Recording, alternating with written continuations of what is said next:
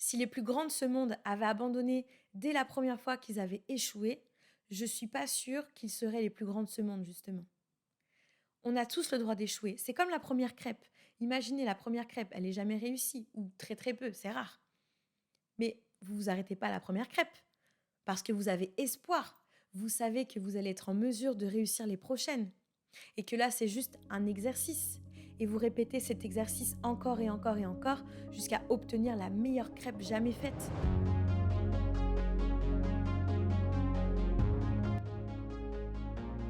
Et c'est parti pour l'épisode du jour. Aujourd'hui, j'avais envie de vous faire un cadeau, ce qu'on appelle un pep talk. En anglais, un pep talk, c'est le fait d'avoir des mots réconfortants, des mots un peu motivants qui vont redonner confiance à la personne, qui vont lui faire du bien à son petit cœur. J'avais envie de vous faire ça. Peut-être qu'en ce moment, vous traversez une période un peu compliquée. Peut-être que vous commencez à avoir le moral dans les chaussettes parce que la fin d'année approche et vous commencez à regarder un petit peu tout ce que vous avez accompli jusqu'à présent et vous n'êtes pas vraiment fier. Peut-être que vous vous jugez ou que vous êtes frustré parce que vous n'en êtes pas encore là où vous vouliez en être. Tout ça, sachez que c'est OK.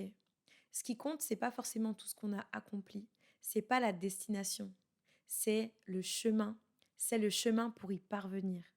Alors je sais, c'est difficile à porter, c'est difficile à supporter, mais c'est OK. Peut-être que là, vous êtes exactement là où vous devez être. Peut-être que là, maintenant, tout de suite, vous êtes exactement en train de vivre ce que l'univers avait prévu que vous viviez. Peut-être que là, vu qu'on est dans l'instant présent et qu'on zoome dessus, on a l'impression que ça ne fait pas sens. Mais si on dézoome, peut-être qu'en fait, ce moment de vie-là a tout son sens. C'est comme une pièce de puzzle. Imaginez un grand puzzle super compliqué. Vous prenez une pièce au hasard et vous la regardez comme ça. Et en soi, cette pièce, toute seule, elle a aucun sens. C'est flou un peu ce qu'il y a dessus. Sa forme est un peu bizarre. Mais une fois qu'on l'intègre au grand puzzle, merveilleux, c'était la pièce manquante. Elle avait sens, elle avait sa place. Elle a donné vie au dessin qu'il y avait sur le puzzle. Et bien là, c'est pareil. Peut-être que là, vous êtes dans la pièce du puzzle qui est essentielle. C'est peut-être pas la plus belle, mais elle est essentielle. Alors, je sais, ça fait mal. Je sais, c'est peut-être un moment de flottaison, un moment de doute. Peut-être que quand vous vous réveillez le matin, vous savez même pas ce que vous faites là. Vous vous dites juste, allez, encore une journée de plus à vivre les mêmes choses, à faire ce que j'aime pas, à pas être heureux dans ma vie, etc. Mais c'est OK. C'est OK. Par contre, il va falloir prendre ses responsabilités. Alors pourquoi pas essayer de voir sujet par sujet, domaine par domaine, ce qui va et ce qui va pas. Demandez-vous, OK, à l'heure actuelle, qu'est-ce que vous pouvez changer? Qu'est-ce que vous pouvez mettre en place sans que ce soit forcément coûteux en temps, en énergie ou en argent pour améliorer votre quotidien et la manière dont vous vous sentez avec vous-même dès maintenant? Et je suis sûre que vous êtes capable de trouver au moins un truc, un élément par colonne. Les moments difficiles, ils sont aussi là pour nous apprendre à faire preuve de résilience, certes, mais également d'acceptation. Dans le sens où je trouve que avec YouTube, les réseaux sociaux, on est vraiment tombé dans cette dynamique de problem solving. C'est-à-dire qu'on cherche tout le temps, tout le temps, tout le temps des solutions à n'importe quel problème. Il y a une phrase qui dit: il n'y a jamais de problème, il n'y a que des solutions. Oui, c'est vrai.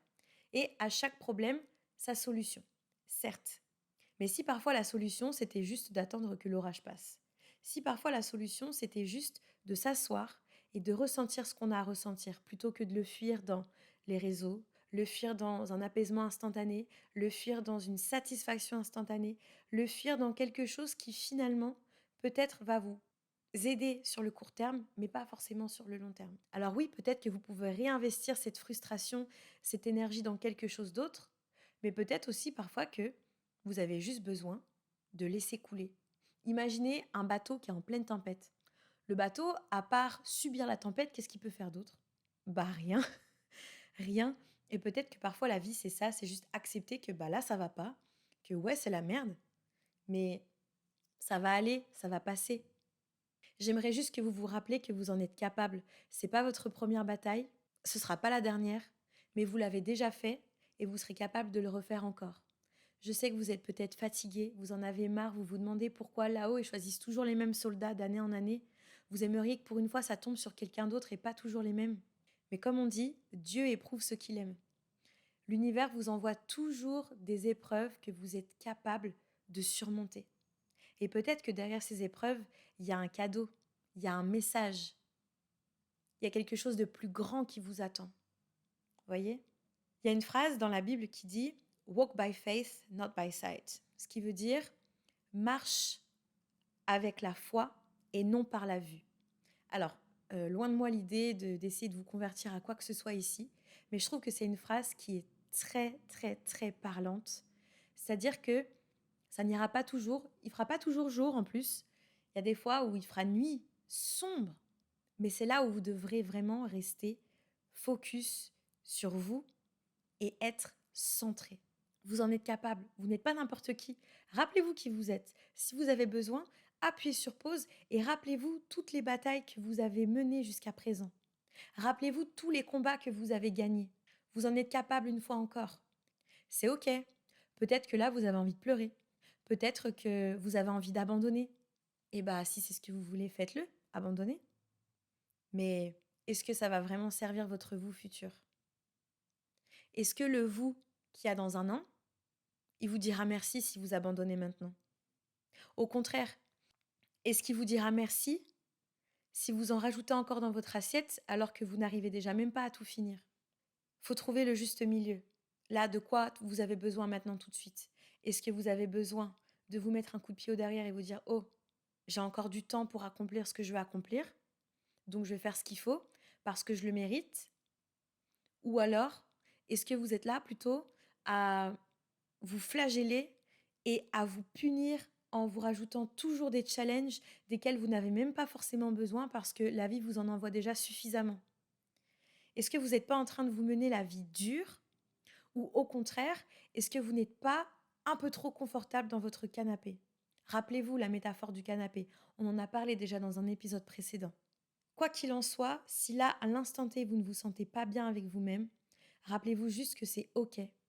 Vous avez le droit d'échouer autant de fois que vous le souhaitez, à partir du moment où vous savez que vous allez recommencer derrière. Comme on dit, tomber 7 fois, relever 8. Si les plus grands de ce monde avaient abandonné dès la première fois qu'ils avaient échoué, je ne suis pas sûre qu'ils seraient les plus grands de ce monde, justement. On a tous le droit d'échouer. C'est comme la première crêpe. Imaginez la première crêpe, elle n'est jamais réussie, ou très très peu, c'est rare. Mais vous vous arrêtez pas à la première crêpe, parce que vous avez espoir. Vous savez que vous allez être en mesure de réussir les prochaines. Et que là, c'est juste un exercice. Et vous répétez cet exercice encore et encore et encore jusqu'à obtenir la meilleure crêpe jamais faite. Donc, si vous deviez retenir un message aujourd'hui, c'est échoue et recommence. Échouer et recommencer. Vous en avez la capacité. On s'en fiche de savoir combien de fois vous avez échoué. Ce qui compte, c'est combien de fois vous avez recommencé. Combien de fois vous avez relevé la tête et vous vous êtes dit non, je ne vais pas m'arrêter là parce que je sais que je suis capable de plus et c'est OK, je sais que je suis capable de mieux. Parfois, ça ne fonctionnera pas. Et quand ça ne fonctionne pas, dites-vous que c'est juste une redirection. Que ce domaine-là, c'était peut-être pas fait pour vous. Qu'il y a peut-être autre chose ailleurs de mieux qui vous attend. Et spoiler alerte, il y a toujours mieux en stock. Il y a toujours quelque chose de mieux et de plus grand qui vous attend. Si vous réfléchissez bien, toutes les fois où vous avez noirci le tableau et que vous vous êtes inquiété, tous les scénarios que vous avez pu faire dans votre tête, il y en a combien qui se sont réalisés? Il y en a combien qui se sont avérés? Pas beaucoup. Au final, ça a souvent fini bien, ou en tout cas mieux que ce que vous l'aviez imaginé en premier lieu. Mais moi, il y a 3 ans, quand mon monde s'est effondré parce que la personne que j'aimais m'a quittée et que jamais, jamais, jamais j'allais m'en sortir, regardez-moi aujourd'hui. Toutes les batailles qu'on vous envoie, c'est que vous êtes armés pour les gagner. Et même si vous avez l'impression de ne pas être armé, c'est peut-être que vous avez au moins les outils et qu'il va falloir les aiguiser pour réussir cette bataille.